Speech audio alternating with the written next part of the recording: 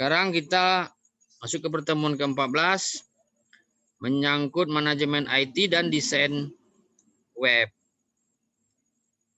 Jadi dalam manajemen redaksi, itu terutama ini untuk media cyber ini sangat penting ini, pengelolaan atau manajemen dalam IT dan desain web ini. Jadi manajemen IT ini, itu redaksi media cetak, televisi, radio, dan cyber membutuhkan IT. Jadi bagian IT ini tidak hanya cetak, televisi, tidak hanya cyber, tapi semuanya membutuh ini. Cetak butuh, radio butuh, televisi butuh. Jadi kalau orang-orang IT ini ya di keempat media itu bisa masuk, tapi hanya bagian IT saja dia tidak akan mengerti urusan berita, membuat berita, dia tidak urusan dia cuma IT aja diurusnya. Kemudian jika ini diabaikan, media itu tidak bisa bersaing dengan media lain. Mengapa tidak bisa bersaing? Ya mungkin nanti kualitas output dari media itu akan kurang bagus karena tidak didukung oleh IT yang bagus. Kemudian pada redaksi media cetak sangat dibutuhkan komputer berjaringan, internet dan komputer saling terkoneksi. Jadi mempermudah kerja wartawan, redaktur pelaksana, korlap sampai pimpinan atau penanggung jawab redaksi. Jadi komputer berjaringan ini maksudnya seperti ini. Ini contohnya sebuah kantor media cetak. Biasanya umpamanya ada 3 lantai, ini umpama contoh nih. Lantai pertama umpamanya di bawah. Ini nampak share screen Bapak ini, nampak kan? Nampak kan? Nampak, Pak. Nah, nampak kan? Nampak. Nah, jadi umpamanya wartawan menulis di lantai 1, mengetik berita umpamanya. Biasanya yang Bapak tengok dulu seperti itu. Dulu kadang wartawan itu tidak mengetik di rumah karena mungkin dulu wartawan ini jarang punya komputer, jarang punya laptop. Kalau sekarang kan udah pada dari laptop, udah pada dari HP. Kalau dulu nggak seperti itu. Kalau dulu sore itu kantor media cetak itu di lantai bawah itu ramai itu kadang wartawan mengetik berita sore-sore. Babak bubuk ngejar deadline namanya. Letak-letak habis meliput ke lapangan, balik lagi ke kantor, mengetiknya di kantor, dan simpan dalam bentuk tag-nya, dalam bentuk tag namanya, atau tidak dalam bentuk Word, ya sama itu pengetikannya. Nanti sudah disimpan filenya itu, nanti setelah habis maghrib, masuklah redaktur kerja. Jadi redaktur ruangannya lain lagi, umpama di lantai 2. Jadi redaktur itu tak perlu mana beritanya, bukan gitu. Dia sudah terkoneksi antara komputer satu dan komputer lain. Dan redaktur itu membuka dan mengedit beritanya di atas. Nah, edit begini. Nanti oleh redaktur dikirim juga ke atasannya atau Pimred atau Redpel, Korlip atau Redpel. Jadi saling terkoneksi. Jadi siapapun di sana yang memiliki akses untuk bisa melihat, dia melihat rencana-rencana berita yang akan diterbitkan. Itu gunanya bagian IT. Jadi kalau tidak ada bagian IT yang akan mengkonekkan antar komputer di kantor itu ya susah juga. Tapi kalau sekarang terkadang orang sudah mengirim berita itu dari lapangan ya dari handphone, dari laptop. Jadi kadang tidak perlu lagi ngetiknya ke kantor. Wartawan mengetik berita di kantor atau mengirim berita dan foto lewat email atau media sosial tertentu akan diambil redaktur untuk diedit. Nah, yang seperti Bapak bilang tadi.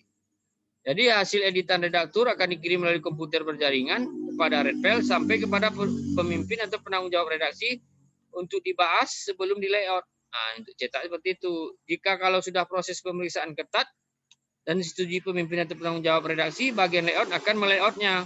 Baru di layout setelah itu. Hasil layout, jika sudah disetujui pula, umpamanya rencana layoutnya di print dulu, nanti ditengok susunannya lagi, huruf-hurufnya, semuanya. Oh ini HL-nya, ini scan HL-nya. HL itu berita utamanya kan, dicetak itu. Nanti sebelum dicetak menjadi oplah beribu-ribu itu, ya ada dicetak pakai kertas dulu untuk dicek sementara sebelum naik cetak namanya, sebelum naik plat.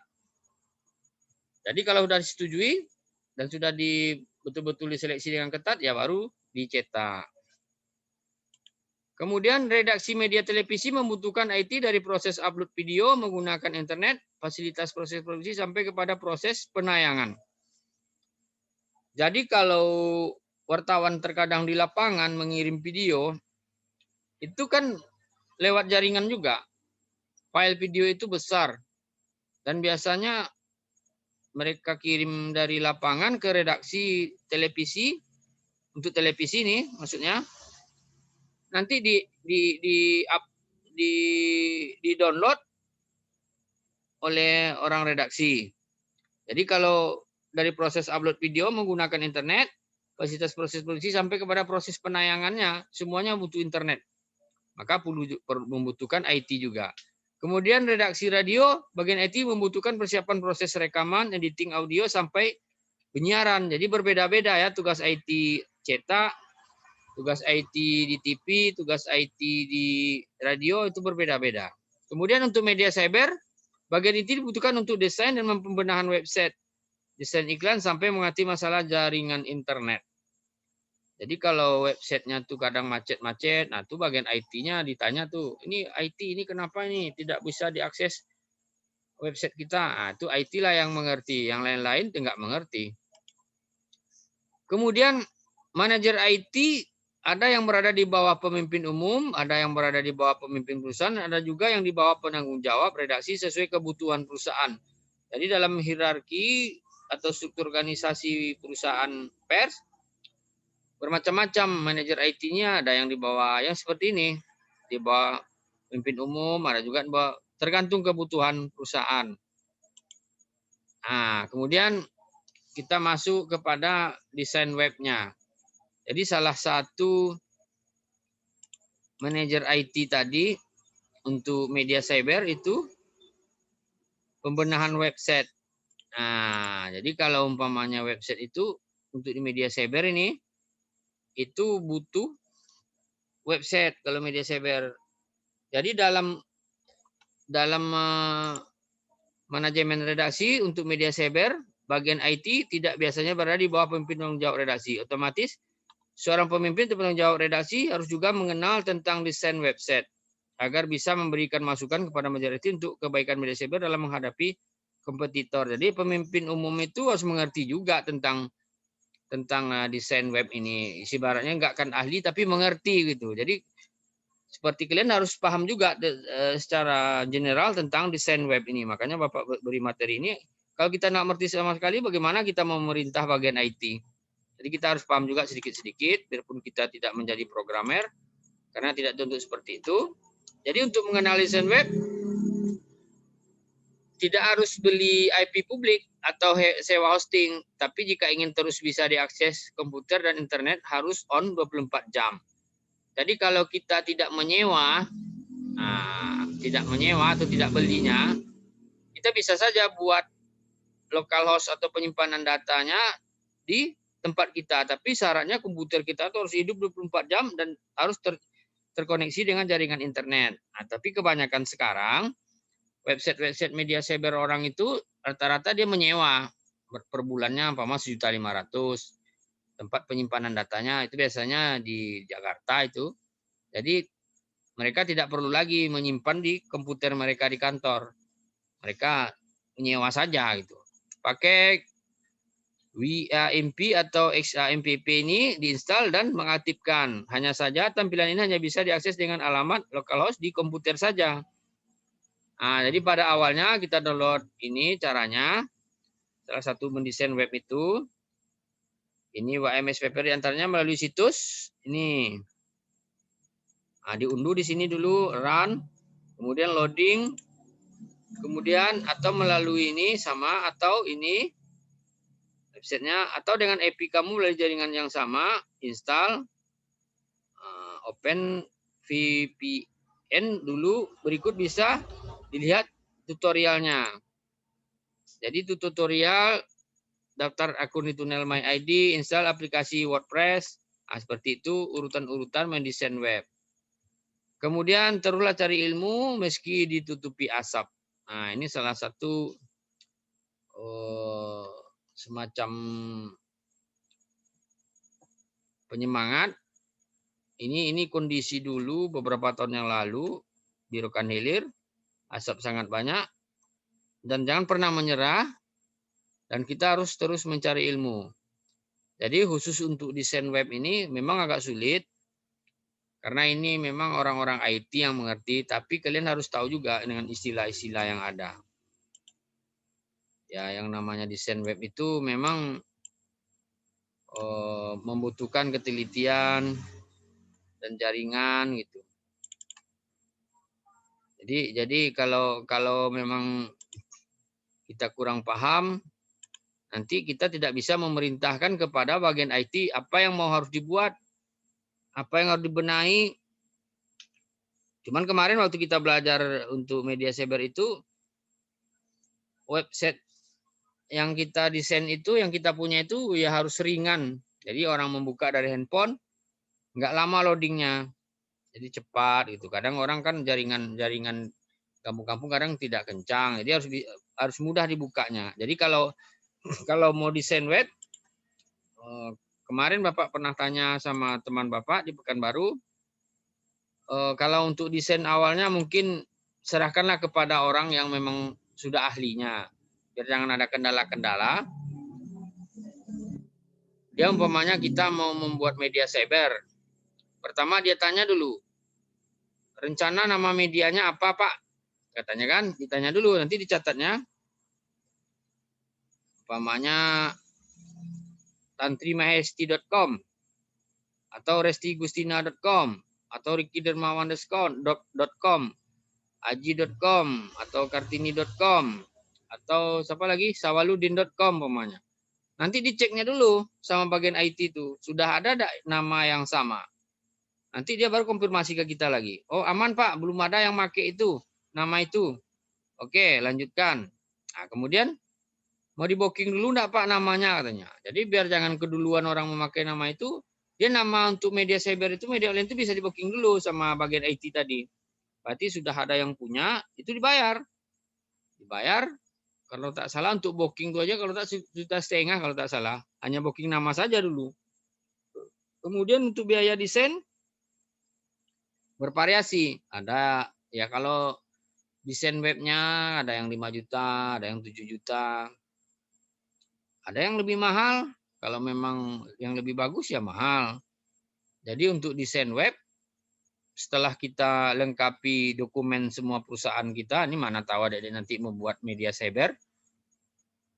Lengkapi dulu dokumen perusahaan sesuai ketentuan dan undang-undang pers dan sesuai anjuran Dewan Pers, Berbadan Hukum Indonesia, dan harus perusahaan pers. Jadi tidak boleh dicampur aduk.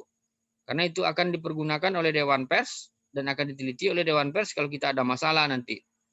Kalau perusahaan yang kita pakai dan dalam bentuk PT itu. Dan harus ada Menkumham-nya. Jadi setelah selesai semua administrasi, badan hukumnya selesai, barulah kita desain webnya. Jadi kalau sudah dibuat desain webnya, seperti Bapak tadi, kalian bisa juga bertanya, di mana penyimpanannya Pak? Kepada yang desain web itu. Jadi kita sebagai mahasiswa komunikasi, kita harus tahu juga istilah desain web itu apa. Harus belajar juga mendownloadnya seperti apa. Ya kalau mau dicoba sekarang nampaknya sulit. Karena kemarin udah sudah dicoba, kadang-kadang dia ini sulit, ini lama ini.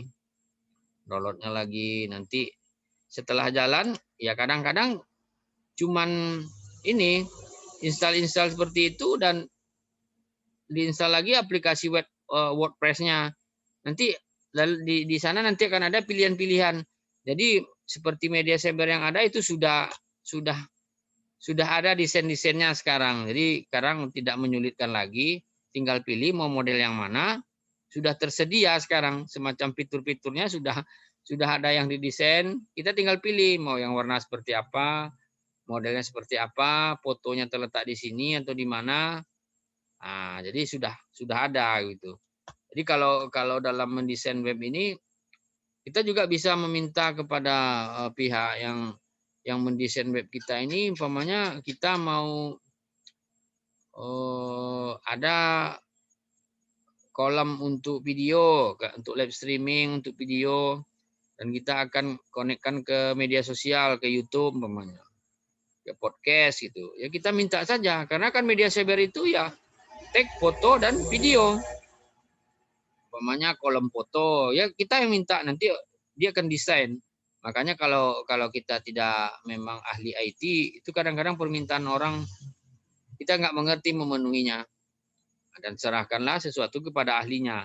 Tapi kalau dalam manajemen, kalau kita belajar manajemen redaksi, kita sebagai pemimpin umum, kita harus mengerti juga. Itu yang Bapak bilang tadi, kita perlu juga mengerti mendesain web. Tapi tidak harus jadi ahlinya. Karena itu belajarnya lama dan orang-orang tertentu yang bisa jadi itu. Dan memang kalau kita hanya baru-baru belajar, itu pun nanti kualitas web kita tuh kalau kita buat sendiri, nanti nggak akan bagus juga. Karena sama seperti, lalu bisakah kampus kita membuat media cyber sendiri? Ini umpamanya contoh nih. Ya kalau memang kampus itu mau membuat badan hukumnya, bisa-bisa saja. Berbadan hukum Indonesia dan pemimpin redaksinya harus lulus uji kompetensi wartawan atau UKW utama. Nah, jadi kalau belum ada yang bisa dijadikan pimpinan redaksinya, ya nggak bisa. Nanti nggak akan diterima oleh Dewan Pers. Kita melapor, nah tidak akan terima. Ini waktu kita tinggal nggak sampai 1 menit lagi ya. Mungkin sebentar lagi diputus oleh pihak Zoom ini. Nanti Bapak buat link baru lagi, nanti join lagi ya. Iya, Pak. Nah, ini mau habis kayaknya nih. Nggak sampai lagi, bentar lagi. Nanti terputus sendiri tuh. Nah, makanya kalau sebenarnya kalau memang kampus mau membuat Menkumhamnya, mencarikan penanggung jawabnya, pemimpinan redaksinya harus UKW utama. Kalau mahasiswa itu kan udah jelas nggak ada itu. Nggak ada mahasiswa yang UKW utama baru kan di kampus kita kan. Nah, jadi segala persyaratannya memang agak berat. Nah, tapi kalau memang yang nggak ada ya nggak bisa kita punya media cyber. Kalau hanya abal-abal nanti dituntut orang, kena